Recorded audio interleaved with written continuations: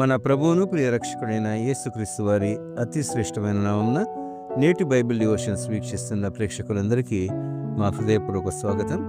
Christmas డివోషన్స్లో భాగంగా ఈరోజు the wise men worshipping Jesus, జ్ఞానులు యేసు ప్రభువును ఆరాధించుట అనే అంశంపై మన సంఘ సభ్యులు శ్రీమతి పి సత్యవతి దేవదాసమ్మ గారు అందించే దైవ సందేశాన్ని విందాం. సందేశానికి అనుబంధంగా ఈ క్రిస్మస్ గీతం.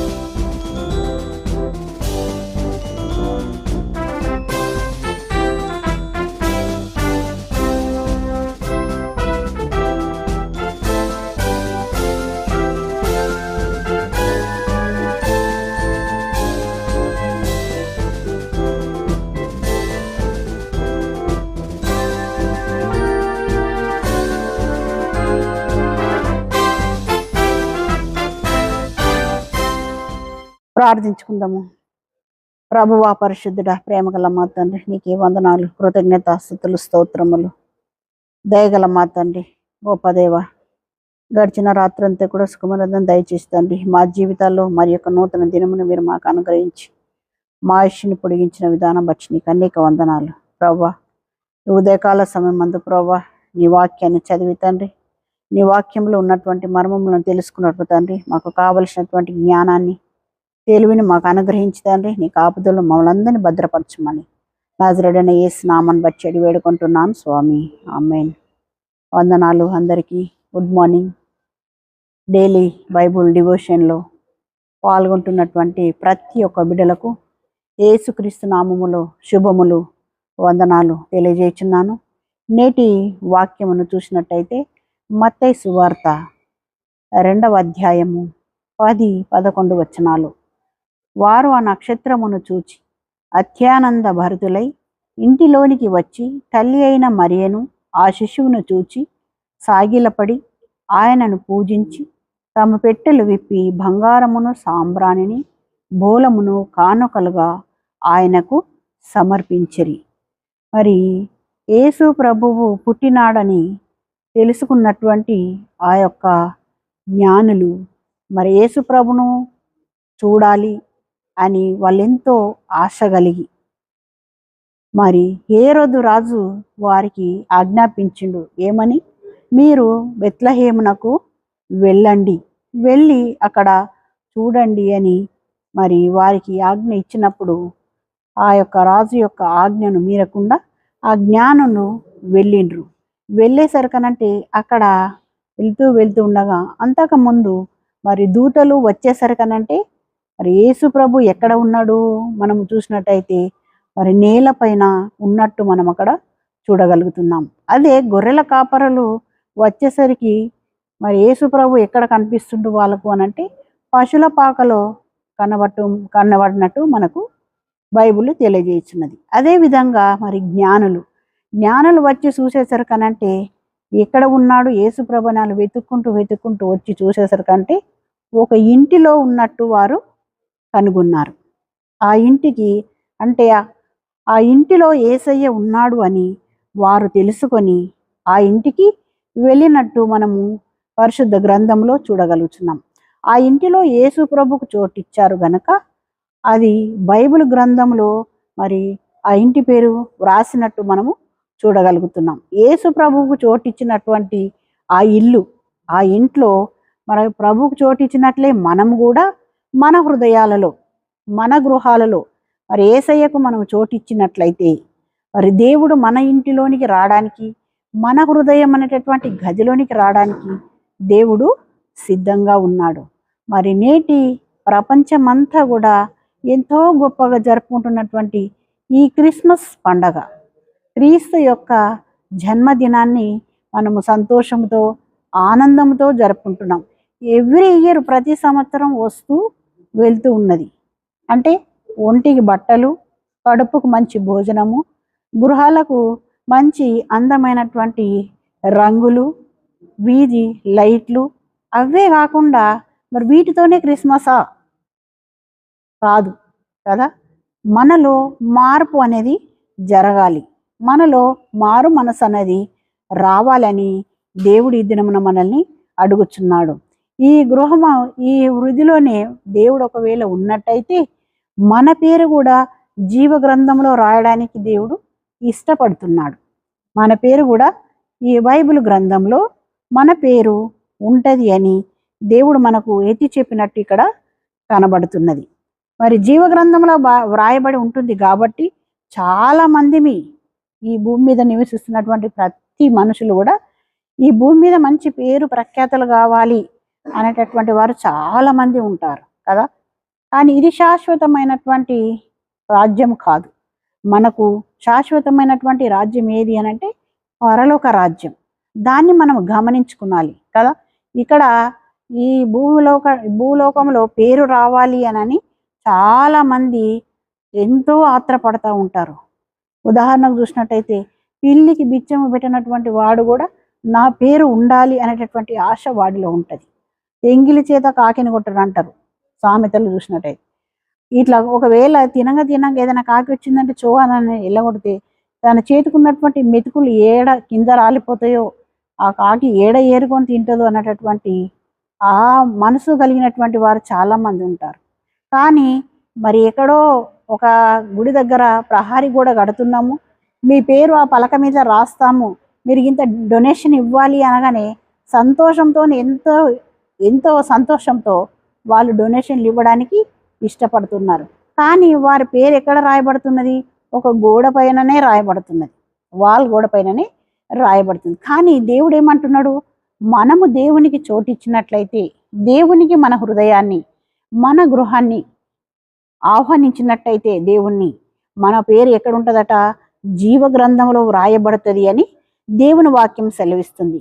మనము యేసు ప్రభుకు చోటిస్తే మన ఇల్లే దేవుని ఇల్లులాగా అవుతుందట. ఒకవేళ దేవునికి మనం చోటిచ్చినట్టయితే మనకు మంచి ధైర్యాన్ని వస్తుందట, నిరీక్షణ వస్తుంది, ఉత్సాహంతో సంతోషంతో మనము అంతకంతకు అభివృద్ధి చెందేటటువంటి బిడ్డలంగా మనం ఉంటామని దేవుడి దినమున మనకు తెలియజేయుచున్నాడు. మరి ఆ జ్ఞానులు నక్షత్రమును చూసి వారికి ఆ నక్షత్రము జ్ఞానులకు దారి చూపించింది. యేసయ్య ఎక్కడ ఉన్నాడు అని ఆ నక్షత్రాన్ని, ఆ వెలుతుర్ని, ఆ కాంతి కిరణాలను చూసుకుంటూ వాళ్ళు యేసయ్య జాడను తెలుసుకున్నట్టు మనకి ఇక్కడ కనబడుతుంది బైబిల్ గ్రంథంలో. మరి దేవుడు ఎల్లప్పుడూ కూడా మన మీద కూడా ఒక కాంతి అనేది ఉంచుతాడు. మనం దాన్ని ఎందుకు గ్రహించలేకపోతున్నాం? ఆ కాంతిని బట్టి మనం ఎందుకు ముందుకు కొనసాగలేకపోతున్నాం అంటే, మరి ప్రతిరోజు మనము దేవునిలో ఎదగాలి, దేవునిలో మనం ఫలించాలి, దేవునిలో మనం అభివృద్ధి చెందాలి అని అంటే దేవుని యొక్క దీవెనలు, ఆశీర్వాదాలు మనకు ఎప్పుడూ ఉంటాయి. మనమే దేవునికి అనుగుణంగా జీవించాలి, దేవుణ్ణి మనం అంటుకట్టుకొని జీవించాలని మరి నేటి బైబిల్ ధ్యానంలో చూస్తున్నాం. మనము ఆ వెలుతురు చూసి ప్రభువు ఆ ఇంటిలో ఉన్నాడని, ఆ నక్షత్రాన్ని చూసి వాళ్ళు ఏమైపోయినరట?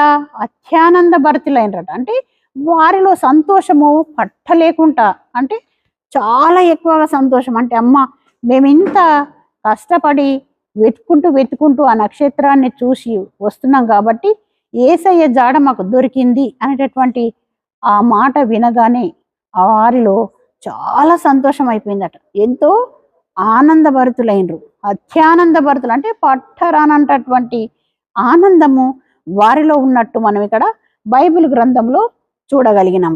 మరి మనము కూడా దేవుడికి మన హృదయం అనేటటువంటి గదిలో దేవునికి ఒకవేళ చోటిచ్చినట్లయితే మన ఇంటికే వెలుగొస్తున్నది, మన ఇంటికే మరి కాంతి వస్తున్నది.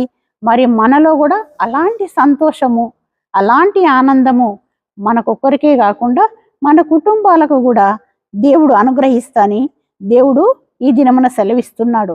ఒకవేళ మనం ప్రభువుకు చోటిచ్చినట్లయితే మనము ఈ లోకంలో జ్ఞానవంతులమవుతామట. అదేవిధంగా మళ్ళా ఏమవుతుంటామంట? అనేకులకు మార్గదర్శకం, అంటే మాదిరిగా మనల్ని బట్టి, అంటే క్రైస్తవ బిడ్డలు ఇలాగా ఉంటారని మనల్ని బట్టి ఇతరులు మారే ఛాన్స్ కూడా ఉన్నది అని మరి నేటి వాక్యంలో దేవుడు తెలియజేస్తున్నాడు. ఆ ఇంట్లో ప్రభువును పూజించినారు, నమస్కారం చేసి పూజించినట్టు కూడా మనం ఇక్కడ చూడగలం. తూర్పు దేశపు జ్ఞానులు అనంత జ్ఞాని అయినటువంటి దేవుని పూజించినారు. ఆ ఇంటిలో మరియమ్మను, శిశువును చూసి వారికి నమస్కారము చేసి వారిని ఎంతో, అంటే హృదయపూర్వకంగా వారు సంతోషము పట్టలేక ఆనందంతో వారికి నమస్కారం చేసి పూజించినట్లు కూడా మనం ఇక్కడ చూడగలుగుతున్నాం. మరి ఆ ఇంటిలోనికి వెళ్ళి నమస్కారం పూజించడానికే వెళ్ళినరా? కాదు, వారికి ఉన్నటువంటి కానుకలను కూడా వారు తీసుకొని వెళ్ళినట్టు మనం ఇక్కడ బైబిల్ గ్రంథంలో హిందీ వచనాలలో చూసినట్టయితే మరి వాళ్ళు విలువైనటువంటి 3 బంగారు కానుకలను తీసుకొని వెళ్ళిండ్రు. ఏంటిది? 1 బంగారము, 2 సాంబ్రాణి, 3 బోలం. ఇవి చాలా విలువ కలిగినటువంటి కానుకలు. ఇవి అందరికీ సమర్పించేటటువంటి కానుకలు కావు, చాలా ప్రత్యేకమైనటువంటి వారికి మాత్రమే అర్పించేటటువంటి ఈ కానుకలను మరి దేవుని యొద్దకు వారు తీసుకువెళ్ళి ఆ విలువ కలిగిన కానుకల ద్వారా దేవునికి సమర్పించి దేవుడు మరి అనేకమైనటువంటి ఆత్మవరములను మరి మనకు వర్ధిల్ల చేస్తాడన్నటువంటి ఆశ కలిగి వారు అక్కడికి తీసుకువెళ్ళినారు. అలా తీసుకువెళ్ళి ఆ యేసయ్యకు ఆ విలువ కలిగినటువంటి ఆ 3 బంగారము సాంబ్రాణి బోలమును యేసయ్యకు సమర్పించినట్టు మనము చూడగలుగుతున్నాం. మరి మనము కూడా దేవునికి మన ఇంటిలో కానీ మన హృదయములో కానీ మనం ఒకవేళ చోటు ఇచ్చినట్లయితే మనము దేవుని వారం అయిపోతాం. దేవుడు మనవాడుగా మనతోనే ఉండడానికి దేవుడు ఇష్టపడుచున్నాడు. మరి అలా ఆ ఇంటిలో మనము ప్రతిరోజు యేసు ప్రభుతో మనము నివాసము చేస్తామట. యోహాను సువార్త మరి 14:23 ఉంటుంది కదా, యేసు ఒకడు నా మాట విన్న ఎడల నేను వారి యొద్దకు వచ్చి వారితో కలిసి నేను నివాసము చేసేదనని దేవుని వాక్యము సెలవిస్తుంది. కాబట్టి మరి మనము కూడా ప్రతిరోజు దేవుణ్ణి మన హృదయంలో చోటిచ్చి మన గృహంలో దేవునికి ఒక స్థానం అంటూ మనం ఇచ్చినట్టయితే దేవుడు అనునిత్యము మనతోనే ఉంటూ మనము దేవునితో ఆరాధించే బిడ్డలంగా ఉంటాము, పూజించే బిడ్డలంగా మనం ఉంటాము. కాబట్టి మరి ఎల్లప్పుడూ కూడా దేవుడు ఆ పరలోకాన్ని విడిచి మన కోరానికి ఈ భూమి మీద మరి మన కోరానికి జన్మించి మనకున్నటువంటి ఈ పాపాలన్నిటిని కూడా విడిచిపెట్టడానికి దేవుడు ఈ లోకంలో జన్మించిన కాబట్టి ఆ బాలయేసుడుగా మన హృదయాల్లో జన్మించాలని, మన కుటుంబాలలో జన్మించాలని మనమందరం కూడా మన హృదయాలను దేవుని వైపుకు త్రిప్పుతూ మన గృహంలోనికి ఆహ్వానించే బిడ్డలంగా మనం ఉండాలని దేవుడి దినము కోరుచున్నారు. కాబట్టి అట్టి కృప దేవుడు మనకు దీవించి ఆస్వాదించును గాక. ఆమేన్. ప్రార్థించుకుందాం. కృపగల దేవా, నీకే వందనాలు. విన్నటువంటి వాక్యాన్ని విడిచిపెట్టకుండా తండ్రి, వాక్యానుసారమైన జీవితంలో మేము జీవించే బిడ్డలుగా ఉండటకు నీ కృపను మా అందరికీ దయచేయమని నజరేయుడైన యేసు నామమును బట్టి వేడుకుంటున్నాను స్వామి. ఆమేన్.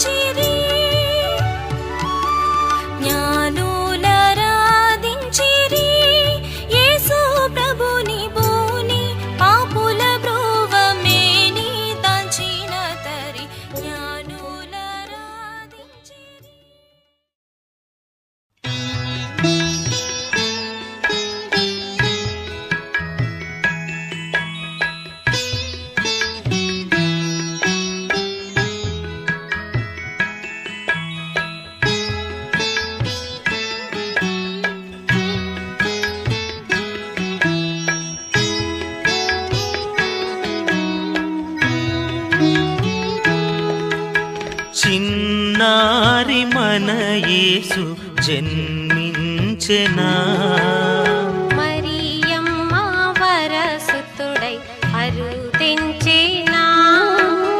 చిన్నారి మన యేసు జన్మించెనా, మరియమ్మ వరసుతుడై అరుదించెనా.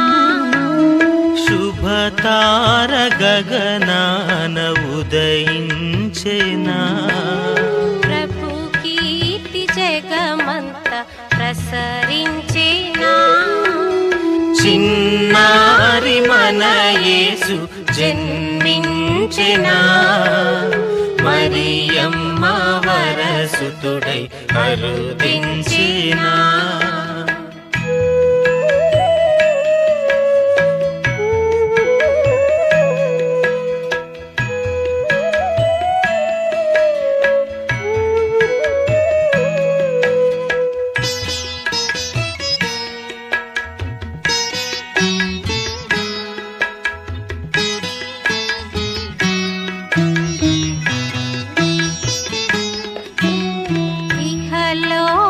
కలుషము ఎడబాపగా, పరలోక సౌధాలు దిగి వచ్చేనా. ఇహలోక కలుషము ఎడబాపగా, పరలోక సౌధాలు దిగి వచ్చేనా.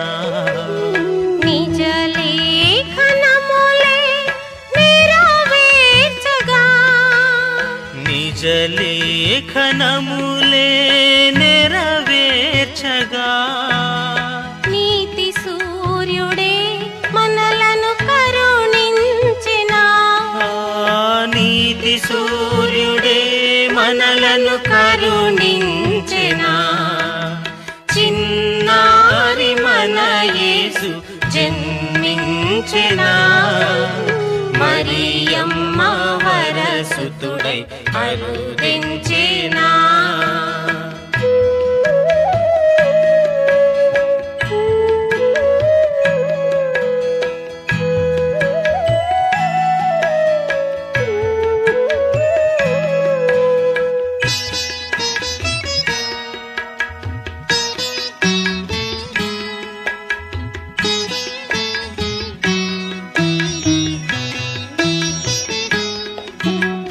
పరలోక దూతాళి ప్రణమిల్లెనా, ప్రణుతించి ప్రభు మహిమ ప్రకటించెనా.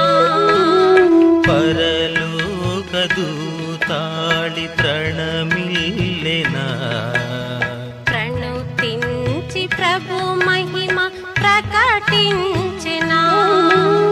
సర్వోన్నతుని చూడ భూలోకమే, సర్వోన్నతుని చూడ భూలోకమే.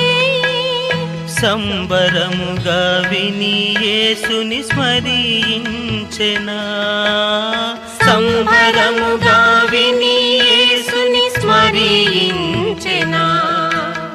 చిన్నారి మన యేసు జన్మించెనా, మరియమ్మ వరసుతుడై అరుదించెనా. శుభతార గగనాన ఉదయించెనా, ప్రభు కీర్తి జగమంత ప్రసరించెనా. చిన్నారి మన యేసు జన్మించెనా. మరియమ్మ వరసుతుడై అరుదించెనా.